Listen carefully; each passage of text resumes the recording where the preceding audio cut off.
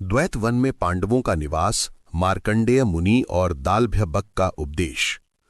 वैशंपायन जी कहते हैं, जन्मेजय, जब भगवान श्री कृष्ण आदि अपने अपने स्थान के लिए रवाना हो गए, तब प्रजापतियों के समान तेजस्वी पांडवों ने वेद वेदांग वेत्ता ब्राह्मणों को सोने की मुहरें, वस्त्र और गौवें देकर रथ पर सवार हो अगले वन के लिए प्रस्थान किया। इंद्रसेन सुभद्रा की दाइयों, दासियों और वस्त्राभूषणों को लेकर 20 सैनिकों के संरक्षण में रथ पर द्वारका के लिए रवाना हुआ। उस समय मनस्वी नागरिक धर्मराज युधिष्ठिर के पास आकर उनके बाहें खड़े हो गए और उनमें से मुख्य मुख्य ब्राह्मण प्रसन्नता के साथ धर्मराज से बातचीत करने लगे। पांडवगण झुंड की झुंड प्रजा को आई देख खड़े हो गए और उनसे बात करने लगे। उस समय राजा और प्रजा दोनों ही आपस में पिता पुत्र के समान व्यवहार कर रहे थे। सारी प्रजा कहने लगी, हा स्वामी, हा धर्मराज, आप हम लोगों को अनाथ करके क्यों जा रहे हैं? आप कुरुवंशियों में श्रेष्ठ और हमारे स्वामी हैं। आप इस देश तथा हम नागरिकों को छोड़कर कहाँ जा रहे हैं? क्या पिता कभी अपनी संतान को इस प्रकार अनाथ करता है? क्रूर बुद्धि दुर्योधन, शकुनी और कर्ण को धिक्कार है, जिन्होंने आप जैसे धर्मात्मा महापुरुष को कपट द्यूत के द्वारा छलकर दुखी करना चाहा है। आप अपने बसाए हुए कैलाश के समान चमकीले इंद्रप्रस्थ को छोड़कर कहाँ जा रहे हैं? आप हम लोगों को क्यों नहीं बतला जाते कि मैं दानव के द्वारा निर्मित सभा छोड़कर कहाँ जा रहे हैं? प्रजा की बात सुनकर महापराक्रमी अर्जुन ने सारी प्रजा से ऊंचे स्वर में कहा, उपस्थित नागरिकों, धर्मराज वन में निवास करने के बाद वो दिव्य सभा और शत्रुओं की कीर्ति छीन लेंगे। तुम लोग अपने धर्म के अनुसार अलग अलग सत्पुरुषों की सेवा करके उन्हें प्रसन्न करना, जिससे आगे चलकर हमारा काम बन जाए। अर्जुन की बात सुनकर सब लोगों ने वैसा करना स्वीकार किया। उन लोगों ने युधिष्ठिर के बहुत कहने पर पांडवों को दाहिने करके खिन्नता के साथ अपने अपने घर की यात्रा की। प्रजा के चले जाने पर सत्य प्रतिज्ञ धर्मात्मा युधिष्ठिर ने अपने भाइयों से कहा कि हमें 12 वर्ष तक निर्जन वन में रहना है। इसलिए इस जंगल में जहां फूल फल अधिक हो, स्थान रमणीय हो और सुखदायक हो, ऋषियों के पवित्र आश्रम हो, ऐसा प्रदेश ढूंढ लेना चाहिए। अर्जुन ने धर्मराज का गुरु के समान सम्मान करके कहा कि आपने बड़े बड़े ऋषि मुनियों और महापुरुषों की सेवा की है। मनुष्य लोक की कोई भी वस्तु आपके लिए अज्ञात नहीं है, इसलिए आपकी जहां इच्छा हो वहीं निवास करना चाहिए। भाई जी, अब जो वन पड़ेगा उसका नाम द्वैत वन है। उसमें पवित्र जल से भरा एक सरोवर तो है ही, रंग बिरंगे फूल भी खिल रहे हैं और आवश्यक फल भी रहते हैं। वो वन पक्षियों के कलरव से परिपूर्ण रहता है। मुझे तो इस वन में रहना अच्छा लगता है, परंतु आपकी अनुमति हो तभी। आज्ञा कीजिए। युधिष्ठिर ने कहा कि अर्जुन, मेरी भी यही सम्मति है। आओ हम लोग द्वैत वन में चलें। निश्चय हो जाने पर अग्निहोत्री, सन्यासी, स्वाध्यायशील भिक्षुक, वानप्रस्थ, तपस्वी, व्रती, महात्मा ब्राह्मणों के साथ धर्मात्मा पांडवों ने द्वैत वन में प्रवेश किया। वहां धर्मात्मा तपस्वी एवं पवित्र स्वभाव वाले आश्रमवासी धर्मराज के सामने आए। धर्मराज ने यथा योग्य सबका स्वागत सत्कार किया। तदनंतर एक फूलों से लदे कदम्ब वृक्ष की छाया में आकर बैठ गए। भीमसेन, द्रौपदी, अर्जुन, नकुल, सहदेव और उनके सेवकों ने रथों से नीचे उतरकर घोड़े खोल दिए और सब धर्मराज के पास आकर बैठ गए। वहां रहकर धर्मराज समस्त अतिथि, अभ्यागत, ऋषि मुनि और ब्राह्मणों को कंदमूल फल से तृप्त करने लगे। बड़ी बड़ी इष्टियां, श्राद्ध कर्म, शांतिक पौष्टिक क्रियाएं धौम्य पुरोहित के निर्देशानुसार होती। समृद्धशाली पांडव इंद्रप्रस्थ का राज्य छोड़कर द्वैत वन में रहने लगे। इन्हीं दिनों परम तेजस्वी महामुनि मार्कंडेय पांडवों के आश्रम पर आए। महामनस्वी युधिष्ठिर ने देवता, ऋषि और मनुष्यों के पूजनीय मार्कंडेय जी का विधिपूर्वक स्वागत सत्कार किया। मार्कंडेय जी महाराज वनवासी पांडव और द्रौपदी की ओर देखकर मुस्कुराने लगे। धर्मराज युधिष्ठिर ने पूछा, माननीय, अन्य सभी तपस्वी मुझे इस दशा में देखकर संकोच के मारे कुछ नहीं बोल पाते, और आप मेरी ओर देखकर मुस्कुरा रहे हैं, इसका क्या अभिप्राय है? मार्कंडेय जी ने कहा कि मैं तुम्हें इस दशा में देखकर प्रसन्नता से नहीं मुस्कुरा रहा हूं। मुझे किसी बात का घमंड नहीं है। तुम लोगों को इस दशा में देखकर मुझे सत्यनिष्ठ दशरथ नंदन भगवान रामचंद्र की स्मृति हो आई है। उन्होंने पिता की आज्ञा से एकमात्र धनुष लेकर सीता और लक्ष्मण के साथ वनवास किया था। उन्हें मैंने ऋष्यमूक पर्वत पर विचरते समय देखा था। भगवान रामचंद्र इंद्र से भी बलवान, यम को भी दंड देने की शक्ति रखने वाले, महामनस्वी तथा निर्दोष थे। फिर भी उन्होंने पिता की आज्ञा से वनवास स्वीकार करके अपने धर्म का पालन किया। यद्यपि उन्हें संग्राम में कोई भी जीत नहीं सकता था, फिर भी उन्होंने राजोचित भोगों का त्याग करके वनवास किया। इससे ये सिद्ध होता है कि मनुष्य को मैं बड़ा बलवान हूं ऐसा समझकर अधर्म नहीं करना चाहिए। भारतवर्ष के बड़े बड़े इतिहास प्रसिद्ध राजा नाभाग, भागीरथ आदि ने सत्य के बल पर ही पृथ्वी का शासन किया था। धर्मराज, इस समय जगत में तुम्हारा यश और तेज देदीप्यमान हो रहा है। तुम्हारी धार्मिकता, सत्यनिष्ठा, सद्व्यवहार जगत के समस्त प्राणियों से बढ़े चढ़े हैं। तुम अपनी प्रतिज्ञा के अनुसार वनवास की तपस्या कर लेने के बाद अपनी तेजोमयी राजलक्ष्मी को कौरवों से छीन लोगे, इसमें कोई संदेह नहीं। इस प्रकार कहकर महामुनि मार्कंडेय, पुरोहित धौम्य और पांडवों से अनुमति लेकर उत्तर दिशा की ओर चले गए। जब से महात्मा पांडव द्वैत वन में आकर रहने लगे, तब से वो विशाल वन ब्राह्मणों से भर गया। उस वन में तथा सरोवर के आसपास ऐसी वेद ध्वनि होती थी जिससे वो ब्रह्मलोक के समान जान पड़ता था। वो ध्वनि जो सुनता उसी के हृदय में वो बस जाती। एक दिन दालभ्यबक मुनि ने संध्या के समय धर्मराज युधिष्ठिर से कहा कि राजन, देखो, इस समय द्वैत वन के आश्रमों में सब ओर तपस्वी ब्राह्मणों की यज्ञ अग्नि प्रज्वलित हो रही है। भृगु, अंगिरा, वशिष्ठ, कश्यप, अगस्त्य और अत्रि गोत्र के उत्तम उत्तम तपस्वी ब्राह्मण इस पवित्र वन में इकट्ठे हुए हैं और तुम्हारे संरक्षण में सुख सुविधा के साथ अपने अपने धर्म का पालन कर रहे हैं। मैं तुम लोगों से एक बात कहता हूं, सावधानी के साथ सुनो। जब ब्राह्मण और क्षत्रिय मिलजुल कर काम करते हैं, एक दूसरे की सहायता करते हैं, तब उनकी उन्नति और अभिवृद्धि होती है। फिर तो वे अग्नि और पवन के समान हिल मिलकर शत्रुओं के वन भस्म कर डालते हैं। बिना ब्राह्मण का आश्रय लिए दीर्घकाल तक सतत प्रयत्न करने पर भी किसी को इस लोक और परलोक की प्राप्ति नहीं हो सकती। धर्मशास्त्र और अर्थशास्त्र में प्रवीण निर्लोभी ब्राह्मण का आश्रय लेकर ही राजा अपने शत्रुओं का नाश कर सकता है।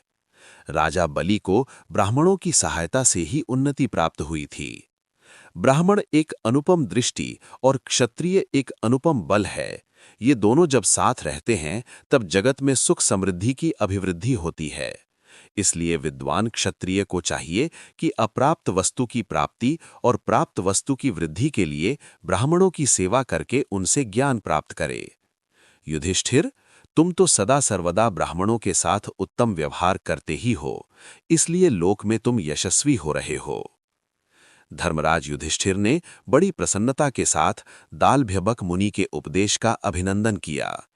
महात्मा वेदव्यास, नारद, परशुराम, पृथुश्रवा, भालुकी, हारीत, अग्निवेश्य आदि बहुत से व्रतधारी ब्राह्मणों ने दालभ्यबक और धर्मराज युधिष्ठिर का सम्मान किया। धर्मराज युधिष्ठिर और द्रौपदी का संवाद, क्षमा की प्रशंसा।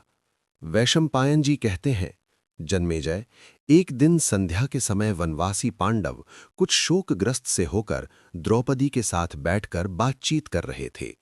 बातचीत के सिलसिले में द्रौपदी कहने लगी, सचमुच दुर्योधन बड़ा क्रूर और दुरात्मा है। हम लोगों को दुखी देखकर उसे तनिक भी तो दुख नहीं होता। हरे हरे, उसने हम लोगों को मृगछाला उड़ाकर घोर जंगल में भेज दिया, परंतु उसे रत्ती भर भी पश्चाताप नहीं हुआ। अवश्य ही उसका हृदय फौलाद से बना होगा। एक तो उसने कपट द्यूत में जीत लिया, फिर आप जैसे सरल और धर्मात्मा पुरुष को भरी सभा में कठोर वचन कहे, और अब अपने मित्रों के साथ मौज उड़ा रहा है।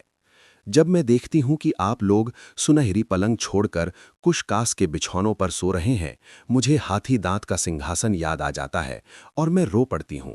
बड़े बड़े राजा आप लोगों को घेरे रहते थे। आप लोगों का शरीर चंदन चर्चित होता था। आज आप अकेले मैले कुचैले जंगलों में भटक रहे हैं। मुझे भला कैसे शांति मिल सकती है? आपके महलों में प्रतिदिन हजारों ब्राह्मणों को इच्छानुसार भोजन कराया जाता था, और आज हम लोग फल मूल खाकर जीवन निर्वाह कर रहे हैं। मेरे प्यारे स्वामी भीमसेन को वनवासी और दुखी देखकर आपके चित्त में क्रोध क्यों नहीं उमड़ता? भीमसेन अकेले ही रणभूमि में सब कौरवों को मार डालने का उत्साह रखते हैं। परंतु आपका रुख न देखकर मन मसोस कर रह जाते हैं। अर्जुन 2 बांह के होने पर भी 1000 बांह वाले कार्तिवीर्य अर्जुन के समान बलशाली हैं। इन्हीं के अस्त्र कौशल से चकित होकर बड़े बड़े राजा आपके चरणों में प्रणाम और आपके यज्ञ में आकर ब्राह्मणों की सेवा करते थे। वही देवता और दानवों के पूजनीय पुरुष सिंह अर्जुन आज वनवासी हो रहे हैं। आपके चित्त में क्रोध का उदय क्यों नहीं होता? सांवला रंग, विशाल शरीर, हाथों में ढाल तलवार और वीरता में अप्रतिम ऐसे नकुल और सहदेव को वनवासी देखकर आप क्यों चुप हो रहे हैं? राजा द्रुपद की पुत्री, महात्मा पांडु की पुत्रवधू, धृष्टद्युम्न की बहन और पांडवों की पतिव्रता पत्नी मैं आज वन वन भटक रही हूं। आपकी सहन शक्ति को धन्य है। ठीक है, आप में क्रोध नहीं है। जिसमें क्रोध और तेज ना हो वो कैसा क्षत्रिय? जो समय आने पर अपना तेज नहीं प्रकट कर सकता, सभी प्राणी उसका तिरस्कार करते हैं। शत्रुओं से क्षमा का नहीं, प्रताप के अनुरूप व्यवहार करना चाहिए। द्रौपदी ने फिर कहा, राजन, पहले जमाने में राजा बलि ने अपने पितामह प्रहलाद से पूछा था कि पितामह, क्षमा उत्तम है या क्रोध? आप कृपा करके मुझे ठीक ठीक समझाइए। प्रहलाद जी ने कहा कि क्षमा और क्रोध दोनों की एक व्यवस्था है। न सर्वदा क्रोध उचित है और न क्षमा। जो पुरुष सर्वदा क्षमा करते जाते हैं, उनके सेवक, पुत्र, दास और उदासीन वृत्ति के पुरुष भी कटु वचन कहकर तिरस्कार करने लगते हैं, अवज्ञा करते हैं। धूर्त पुरुष क्षमाशील को दबाकर उसकी स्त्री को भी हड़पना चाहते हैं। स्त्रियां भी स्वेच्छा अनुसार बर्ताव करने लगती और पातिव्रत धर्म से भ्रष्ट होकर अपने पति का भी अपकार कर डालती हैं। इसके अतिरिक्त जो पुरुष कभी क्षमा नहीं करता, हमेशा क्रोध ही करता है, वह क्रोध के आवेश में आकर बिना विचार किए सबको दंड ही देने लगता है। वह मित्रों का विरोधी और अपने कुटुंब का शत्रु हो जाता है। सब ओर से अपमानित होने के कारण उसके धन की हानि होने लगती है, दुत्कार मिलती है। उसके मन में संताप, ईर्ष्या और द्वेष बढ़ने लगते हैं। इससे उसके शत्रुओं की वृद्धि होती है। वह क्रोधवश अन्यायपूर्वक किसी को दंड दे बैठता है। इसके फलस्वरूप ऐश्वर्य, स्वजन और अपने प्राणों से भी उसे हाथ धोना पड़ता है। जो सबसे रौब दाब के साथ ही मिलता है, उससे लोग डरने लगते हैं, उसकी भलाई करने से हाथ खींच लेते हैं और उसमें दोष देखकर चारों ओर फैला देते हैं। इसलिए न तो हमेशा उग्रता का बर्ताव करना चाहिए और न हमेशा सरलता का। समय के अनुसार उग्र और सरल बन जाना चाहिए। जो समय के अनुसार सरलता और उग्रता को धारण करता है, उसे इस लोक और परलोक में सुख की प्राप्ति होती है। अब मैं तुम्हें क्षमा करने के अवसर बतलाता हूं। यदि किसी मनुष्य ने पहले उपकार किया हो, फिर उससे कोई बड़ा अपराध बन जाए, तो पहले के उपकार पर दृष्टि रखकर उसे क्षमा कर देना चाहिए। यदि कोई मनुष्य मूर्खतावश अपराध कर दे, तब भी क्षमा कर देना चाहिए, क्योंकि सब लोग सभी कामों में चतुर नहीं हो सकते। इसके विपरीत जो लोग जानबूझकर अपराध करते हों और कहते हों कि हमने जानबूझकर अपराध नहीं किया है, तो उन्हें थोड़ा अपराध करने पर भी पूरा दंड देना चाहिए। कुटिल पुरुषों को क्षमा नहीं करना चाहिए। एक बार का अपराध तो चाहे किसी का भी क्षमा कर देना चाहिए, परंतु दूसरी बार दंड अवश्य देना चाहिए। मृदुलता से उग्र और कोमल दोनों प्रकार के पुरुष वश में किए जा सकते हैं। मृदुल पुरुष के लिए कुछ भी असाध्य नहीं है, इसलिए मृदुलता ही श्रेष्ठ साधन है। अतः देश, काल, सामर्थ्य और कमजोरी पर पूरा पूरा विचार करके मृदुलता और उग्रता का व्यवहार करना चाहिए। कभी कभी तो भय से भी क्षमा करनी पड़ती है। यदि कोई ऊपर कही बातों के प्रतिकूल बर्ताव करता हो, तो उसे क्षमा न करके क्रोध से काम लेना चाहिए। द्रौपदी ने आगे कहा, राजन, धृतराष्ट्र के पुत्र अपराध पर अपराध करते जा रहे हैं। उनका लालच असीम है। मैं समझती हूं कि अब उन पर क्रोध करने का समय आ गया है। आप उन्हें क्षमा न करके उन पर क्रोध कीजिए। युधिष्ठिर ने कहा, प्रिय, मनुष्य को क्रोध के वश में न होकर क्रोध को अपने वश में करना चाहिए। जिसने क्रोध पर विजय प्राप्त कर ली, वो कल्याण भाजन हो गया। क्रोध के कारण मनुष्यों का नाश होता प्रत्यक्ष दिखता है। मैं अवनति के हेतु क्रोध के वश में कैसे हो सकता हूं? क्रोधी मनुष्य पाप करता है, गुरुजनों को मार डालता है, श्रेष्ठ पुरुष और कल्याणकारक वस्तुओं का भी कठोर वाणी से तिरस्कार करता है, फलतः विपत्ति में पड़ जाता है। क्रोधी मनुष्य ये नहीं समझ सकता कि क्या कहना चाहिए, क्या नहीं। जो मन में आया बक डालता है। उसे इस बात का भी पता नहीं चलता कि क्या करना चाहिए क्या नहीं, जो चाहे कर डालता है। वो जिलाने योग्य को मार डालता है, मार डालने योग्य की पूजा करता है और क्रोध के आवेश में आत्महत्या करके अपने आप को नरक में डाल देता है। क्रोध दोषों का घर है। बुद्धिमान पुरुषों ने अपनी लौकिक उन्नति, पारलौकिक सुख और मुक्ति प्राप्त करने के लिए क्रोध पर विजय प्राप्त की है। क्रोध के दोष गिने नहीं जा सकते। इसी से यही सब सोचने विचारने से मेरे चित्त में क्रोध नहीं आता। जो मनुष्य क्रोध करने वाले पर भी क्रोध नहीं करता, क्षमा करता है, वो अपनी और क्रोध करने वाले की महासंकट से रक्षा करता है। वो दोनों का रोग दूर करने वाला चिकित्सक है। झूठ बोलने की अपेक्षा सच बोलना कल्याणकारी है। क्रूरता की अपेक्षा कोमलपना उत्तम है। क्रोध की अपेक्षा क्षमा ऊंची है। यदि दुर्योधन मुझे मार भी डाले तो भी मैं अनेकों दोषों से भरे और महात्माओं से परित्यक्त क्रोध को कैसे अपना सकता हूं? मैंने ये निश्चय कर लिया है कि तत्वदर्शी पुरुष में, जिसे तेजस्वी कहते हैं, क्रोध होता ही नहीं। जो अपने क्रोध को ज्ञान दृष्टि से शांत कर देते हैं, उन्हें ही तेजस्वी समझना चाहिए। क्रोधी मनुष्य जब अपने कर्तव्य को ही भूल जाता है, तब उसे कर्तव्य अथवा मर्यादा का ध्यान रह ही कैसे सकता है? क्रोधी पुरुष अवध्य प्राणियों को मार डालता है, गुरुजनों को मर्म भेदी वचन कहता है। इसलिए यदि अपने में तेज हो तो पहले क्रोध को ही अपने वश में करना चाहिए। काम करने की चतुराई, शत्रु पर विजय प्राप्त करने के उपाय का विचार, विजय प्राप्त करने की शक्ति और स्फूर्ति तेजस्वियों के गुण हैं। ये गुण क्रोधी मनुष्य में नहीं रह सकते। क्रोध के त्याग से ही इनकी प्राप्ति होती है। क्रोध रजोगुण का परिणाम होने के कारण मनुष्यों की मृत्यु है।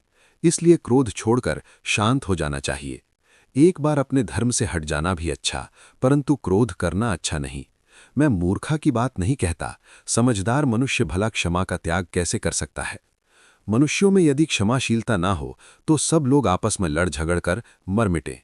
एक दुखी दूसरे को दुख दे, दंड देने वाले गुरुजनों पर भी प्रहार करने को उद्यत हो जाए, तब तो कहीं धर्म रहे ही नहीं, प्राणियों का नाश हो जाए। ऐसी अवस्था में क्या होगा? गाली के बदले में गाली, मार के बदले में मार, तिरस्कार के बदले में तिरस्कार। पिता पुत्र को, पुत्र पिता को, पति पत्नी को और पत्नी पति को नष्ट कर डाले। कोई मर्यादा, कोई व्यवस्था, कोई सौहार्द ना रहे। जो गाली देने पर भी, मारने पर भी क्षमा करता है, क्रोध को वश में करता है, वो उत्तम विद्वान है। क्रोधी मूर्ख है, नरक का भागी है। इस संबंध में महात्मा काश्यप ने क्षमाशील पुरुषों के बीच में क्षमा की साधना का गीत गाया है। क्षमा धर्म है, क्षमा यज्ञ है, क्षमा वेद है, क्षमा स्वाध्याय है। जो मनुष्य क्षमा के सर्वोत्कृष्ट स्वरूप को जानता है, वो सब कुछ क्षमा कर सकता है। क्षमा ब्रह्म है, क्षमा सत्य है, क्षमा ही भूत और भविष्यत है। क्षमा तप है, क्षमा पवित्रता है। क्षमा ने ही इस जगत को धारण कर रखा है। याज्ञिकों को जो लोक मिलते हैं, उनसे भी ऊपर के लोक क्षमावानों को मिलते हैं। वेदज्ञों को, तपस्वियों को और कर्मनिष्ठों को दूसरे दूसरे लोक मिलते हैं, परंतु क्षमावानों को ब्रह्मलोक के श्रेष्ठ लोक मिलते हैं। क्षमावानों का तेज तेजस्वी है, तपस्वियों का ब्रह्म है और सत्यवानों का सत्य है। क्षमा ही लोकोपकार, क्षमा ही शांति है। क्षमा में ही सारे लोक, लोकोपकारक यज्ञ, सत्य और ब्रह्म प्रतिष्ठित है। ऐसी क्षमा को भला मैं कैसे छोड़ सकता हूं? ज्ञानी पुरुष को सर्वदा क्षमा ही करना चाहिए। जब वो सब कुछ क्षमा कर देता है, तब वो स्वयं ब्रह्म हो जाता है। क्षमावानों को ये लोक और परलोक दोनों तैयार है। यहां सम्मान और परलोक में शुभ गति। जिन्होंने क्षमा के द्वारा क्रोध को दबा दिया है, उन्हें परम गति प्राप्त हो गई है। प्रिय, महात्मा काश्यप ने क्षमा की महिमा इस प्रकार गाई है। इसे सुनकर तुम क्रोध छोड़ो और क्षमा का अवलंबन करो। भगवान श्री कृष्ण, भीष्म पितामह, आचार्य धौम्य, मंत्री विदुर, कृपाचार्य, संजय और महात्मा वेदव्यास भी क्षमा की ही प्रशंसा करते हैं। क्षमा और दया ही ज्ञानियों का सदाचार है। यही सनातन धर्म है। मैं सच्चाई के साथ क्षमा और दया का पालन करूंगा। युधिष्ठिर और द्रौपदी का संवाद, निष्काम धर्म की प्रशंसा, द्रौपदी का उद्योग के लिए प्रोत्साहन। धर्मराज युधिष्ठिर की बात सुनकर द्रौपदी ने कहा, धर्मराज, इस जगत में धर्माचरण, दया भाव, क्षमा, सरलता के व्यवहार से तथा लोक निंदा के भय से राज्य लक्ष्मी नहीं मिलती। ये बात प्रत्यक्ष है कि आप में तथा आपके महाबली भाइयों में प्रजा पालन करने योग्य सभी गुण हैं। आप लोग दुख भोगने योग्य नहीं हैं, फिर भी आपको ये कष्ट सहना पड़ रहा है। आपके भाई राज्य के समय तो धर्म पर प्रेम रखते ही थे। इस दीनहीन दशा में भी धर्म से बढ़कर और किसी से भी प्रेम नहीं करते। ये धर्म को अपने प्राणों से भी श्रेष्ठ मानते हैं। ये बात ब्राह्मण, देवता और गुरु सभी जानते हैं कि आपका राज्य धर्म के लिए, आपका जीवन धर्म के लिए है। मुझे इस बात का दृढ़ निश्चय है कि आप धर्म के लिए भीमसेन, अर्जुन, नकुल, सहदेव तथा मुझे भी त्याग सकते हैं। मैंने अपने गुरुजनों से सुना है कि यदि कोई अपने धर्म की रक्षा करे तो वो अपने रक्षक की रक्षा करता है, परंतु मुझे तो ऐसा मालूम हो रहा है कि मानो वो भी आपकी रक्षा नहीं करता। जैसे मनुष्य के पीछे उसकी छाया चला करती है, वैसे ही आपकी बुद्धि सर्वदा धर्म के पीछे चला करती है। आप जब सारी पृथ्वी के चक्रवर्ती सम्राट हो गए थे, उस समय भी आपने छोटे छोटे राजाओं का भी अपमान नहीं किया था, बड़ों की तो बात ही क्या। आप में सम्राट पने का अभिमान बिल्कुल नहीं था। आपके महलों में देवताओं के लिए स्वाहा और पितरों के लिए स्वधा की ध्वनि गूंजती रहती थी। तब और अब भी अतिथि ब्राह्मणों की सेवा होती ही है। आपने साधु, सन्यासी और गृहस्थों की सारी आवश्यकताएं पूर्ण की थीं, उन्हें तृप्त किया था। उस समय आपके पास ऐसी कोई वस्तु नहीं थी जो ब्राह्मणों को न दी जा सके। अब तो आपके यहाँ 4 दोषों की शांति के लिए केवल बलि वैश्वदेव यज्ञ किया जाता है, और उसके बाद अतिथियों तथा प्राणियों को खिलाकर शेष बचे हुए अन्न से अपना जीवन निर्वाह हो रहा है। आपकी बुद्धि ऐसी उल्टी हो गई कि आपने राज्य, धन, भाई तथा मुझ तक को जुए में हार दिया। आपकी इस आपत्ति विपत्ति को देखकर मेरे मन में बड़ी वेदना होती है, मैं बेहोश सी हो जाती हूँ। मनुष्य ईश्वर के अधीन है, उसकी स्वाधीनता कुछ भी नहीं है। ईश्वर ही प्राणियों के पूर्व जन्म के कर्म बीज के अनुसार उनके सुख दुख तथा प्रिय अप्रिय वस्तुओं की व्यवस्था करता है। जैसे कठपुतली सूत्रधार की इच्छानुसार नाचती है, वैसे ही सारी प्रजा ईश्वर इच्छानुसार संसार के व्यवहार में नाच रही है। ईश्वर सबके भीतर और बाहर व्याप्त रहता है, सबको प्रेरित करता और साक्षी रूप से देखता रहता है। जीव एक कठपुतली है, वो स्वतंत्र नहीं, ईश्वराधीन है। जैसे सूत में गुंथी हुई मणियां, नाथे हुए बैल और जलधारा में गिरे हुए वृक्ष पराधीन होते हैं, वैसे ही जीव भी ईश्वर के अधीन है। जो वस्तु जिसमें लीन होती है, तत्स्वरूप ही वो होती है। मिट्टी से उत्पन्न घड़ा आदि मध्य और अंत में मिट्टी के अधीन रहता है। ठीक वैसे ही जीव आदि, मध्य और अंत में ईश्वर के ही अधीन रहता है। जीव को किसी भी बात का ठीक ठीक ज्ञान नहीं है, इसलिए वो सुख पाने या दुख हटाने में असमर्थ है। वो ईश्वर की ही प्रेरणा से स्वर्ग या नरक में जाता है। जैसे नन्हे नन्हे तिनके वायु के अधीन होते हैं, वैसे ही सभी प्राणी ईश्वर के। जैसे बच्चा खिलौनों से खेल खेल कर उन्हें छोड़ देता है, वैसे ही प्रभु जगत में जीवों के संयोग वियोग के लीला करते रहते हैं। राजन, मैं तो ऐसा समझती हूँ कि ईश्वर प्राणियों के साथ माता पिता के समान दया का बर्ताव नहीं करते। वे तो जैसा कोई साधारण पुरुष क्रोध से क्रूरता का व्यवहार करता हो, वैसा ही करते हैं। जब मैं देखती हूँ कि आप जैसे शील सदाचार संपन्न आर्य पुरुष भली भांति जीवन निर्वाह भी नहीं कर सकते, चिंता से विह्वल रहते हैं और अनार्य पुरुष सुख भोगते हैं, तब मुझे बड़ा दुख होता है। आपकी ये विपत्ति और दुर्योधन की संपत्ति देखकर मैं ईश्वर की निंदा करती हूँ, क्योंकि वह विषम दृष्टि से बर्ताव करता है।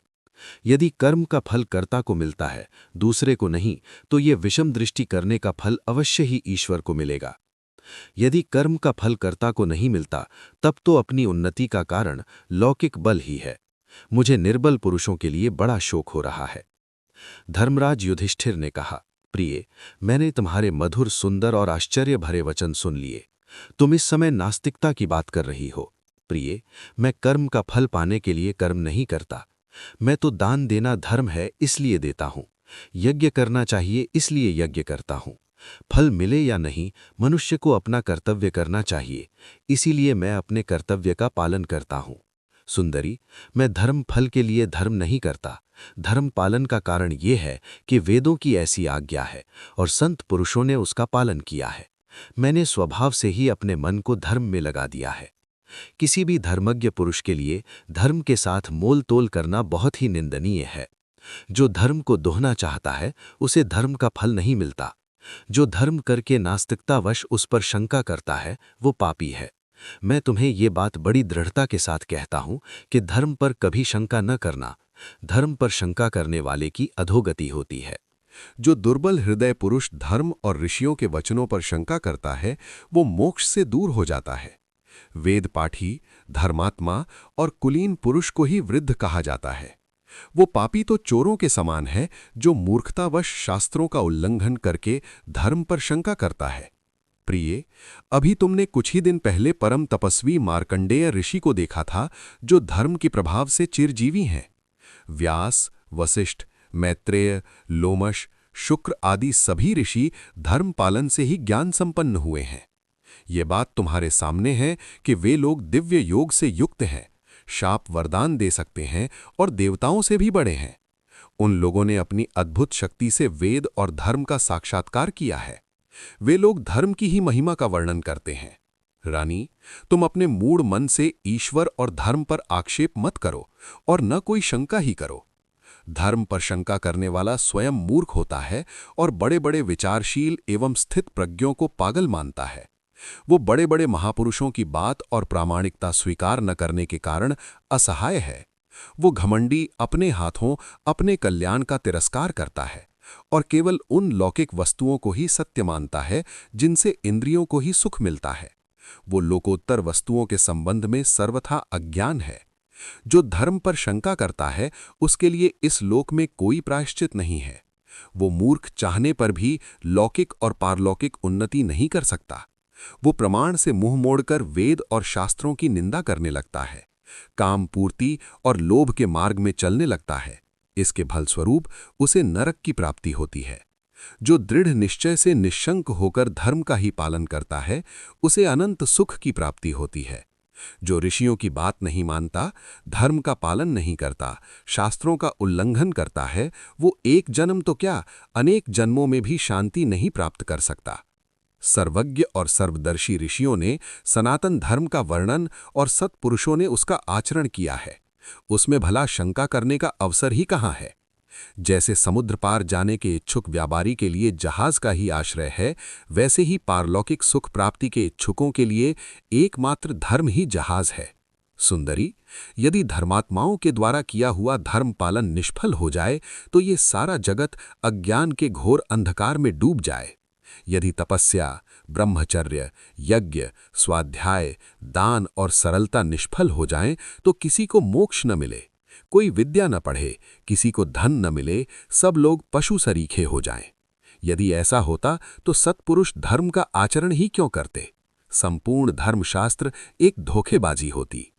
बड़े बड़े ऋषि, देवता, गंधर्व सामर्थ्यवान होने पर भी धर्म का पालन क्यों करते? उन्होंने ये समझकर कि ईश्वर धर्म का फल अवश्य देता है, धर्म का पालन किया है और वास्तव में वही परम कल्याण है। धर्म और अधर्म दोनों ही निष्फल नहीं होते। विद्या और तप का फल तो हम प्रत्यक्ष ही देख रहे हैं। तुम्हें मैं वेद की प्रामाणिकता स्थापित करके धर्म पर श्रद्धा करने को कह रहा हूं, इतनी ही बात नहीं है। तुम्हारा अपना अनुभव भी तो धर्म की महिमा ही प्रकट करता है। तुम्हारा और तुम्हारे भाई का जन्म यज्ञ रूप धर्म के आचरण से हुआ है। ये बात क्या तुम्हें मालूम नहीं है? तुम्हारे जन्म का वृत्तांत ही इस बात को सिद्ध करने के लिए पर्याप्त है कि धर्म का फल अवश्य मिलता है। धर्मात्मा पुरुष संतोषी होते हैं, परंतु बुद्धिहीन पुरुष बहुत फल मिलने पर भी संतुष्ट नहीं होते। पाप और पुण्य के फल का उदय, कर्म उत्पत्ति का हेतु, सबका कारण अविद्या और उसका नाश करने वाली विद्या, इन सब बातों को देवताओं ने गुप्त रखा है। साधारण मनुष्य इन बातों को कुछ भी नहीं समझ सकते। जो तत्ववेत्ता इनका रहस्य समझ जाते हैं वे फल के लिए कर्मानुष्ठान नहीं करते, किंतु ज्ञान में स्थित होकर कर्म करते रहते हैं। वास्तव में तो ये विषय देवताओं के लिए भी गोपनीय है। तथापि विरक्त, मितभोजी, जितेंद्रिय एवं तपस्वी योगी शुद्ध चित्त से ध्यान करके पूर्वोक्त कर्मों का स्वरूप जान लेते हैं। धर्माचरण करने पर भी यदि उसका फल न मिले तो भी धर्म पर संदेह नहीं करना चाहिए। और भी उद्योग करके यज्ञ करना चाहिए, ईर्ष्या का त्याग करके दान करना चाहिए। इस बात के साक्षी हैं महर्षि कश्यप कि ब्रह्मा जी ने सृष्टि के प्रारंभ में अपने पुत्रों से ये कहा था कि कर्म का फल अवश्य मिलता है और धर्म सनातन है। प्रिय, धर्म के संबंध में तुम्हारा संदेह कुहरे की तरह नष्ट हो जाए। सब कुछ ठीक है ऐसा निश्चय करके तुम नास्तिकता का त्याग कर दो और धर्म पर, ईश्वर पर आक्षेप न करो। इसको जानो और उन्हें नमस्कार करो। तुम्हारे मन में ऐसी बात कभी न आवे। जिनकी कृपा से भक्त पुरुष मृत्युशील से अमर हो जाते हैं, उन सर्वश्रेष्ठ परमात्मा का कभी तिरस्कार नहीं करना चाहिए। द्रौपदी ने कहा, धर्मराज, मैं धर्म अथवा ईश्वर की अवमानना और तिरस्कार कभी नहीं करती। मैं इस समय विपत्ति की मारी हूं, इसलिए ऐसा प्रलाप कर रही हूं। मैं अभी इस संबंध में और भी विलाप करूंगी। जानकार मनुष्य को कर्म अवश्य ही करना चाहिए, क्योंकि बिना कर्म किए केवल जड़ पदार्थ ही जी सकते हैं, चेतन प्राणी नहीं। पूर्व जन्म के कर्मों की बात तो तनिक सा विचार करते ही सिद्ध हो जाती है, क्योंकि गाय का बछड़ा जन्मते ही दूध के लिए थन पीने लगता और धूप लगने पर छाया में जा बैठता है। अवश्य ही इस क्रिया में पूर्व जन्म के संस्कार काम करते रहते हैं। सब प्राणी अपनी उन्नति समझते हैं और प्रत्यक्ष रूप से अपने कर्मों का फल भोग रहे हैं।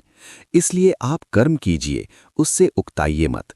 आप कर्म के कवच से सुरक्षित होकर सुखी होइए।